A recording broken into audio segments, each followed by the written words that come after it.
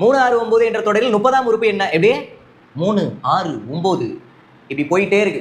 எவ்வளோ இன்க்ரீஸ் ஆகுது? 3 3 இன்க்ரீஸ் ஆகுதா? இப்படி 3 3 இன்க்ரீஸ் ஆகி போய்கொண்டே இருந்தா 30வது இடத்துல என்ன வேல்யூ வரும்னு கேட்குறான். இந்த மாதிரியான கொஸ்டின் எல்லாரும் ஃபார்முலா வச்சு தான் சால்வ் பண்ணுவாங்க. ஷார்ட்கட் சொல்லி கொடுக்குறேன். ஷார்ட்கட் என்னன்னா, எவ்வளோங்க இன்க்ரீஸ் ஆகுது? 3 3 தானே இன்க்ரீஸ் ஆகுது. அதை அப்படியே மனசுக்குள்ள வச்சுக்கோங்க. எத்தனாவது டேர்மை கண்டுபிடிக்க சொல்றாங்க? 30th term. அந்த 30th டேர்ம்ல ஒன்றை மைனஸ் பண்ணி என்ன வருதுன்னு எழுதுங்க. எவ்வளோ? 29. 3 3 இன்க்ரீஸ் ஆச்சா? அதை மனசுல வச்சிருக்கிற நம்பரை கொண்டு வந்து இதோட மல்டிப்ளை பண்ணி எழுதுங்க. எவ்வளோ கிடைக்குது? 87.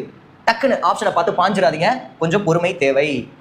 முதல் நம்பர் என்னன்னு பாருங்க. ஃபர்ஸ்ட் டேர்ம் 3 இதை அப்படியே எடுத்துட்டு வந்து இதோட ஆட் பண்ணீங்கன்னா ஆன்சர் கிடைத்து விடும். அவ்வளோதான், முடிஞ்சு போச்சு. நல்லா இருக்கு அந்த ஷார்ட் கிட்டு? நல்லா இல்லையா? ஏதோ என்னால் முடிஞ்சது. Tn equal to a plus n minus 1 into டின்னு ஒரு ஃபார்முலா இருக்கு. இந்த ஃபார்முலா தான் இதை சால்வ் பண்ணுவாங்க. நான் ஃபார்முலா இல்லாமல் உங்களுக்கு வேற மாதிரி சொல்லி கொடுத்துருக்கேன்.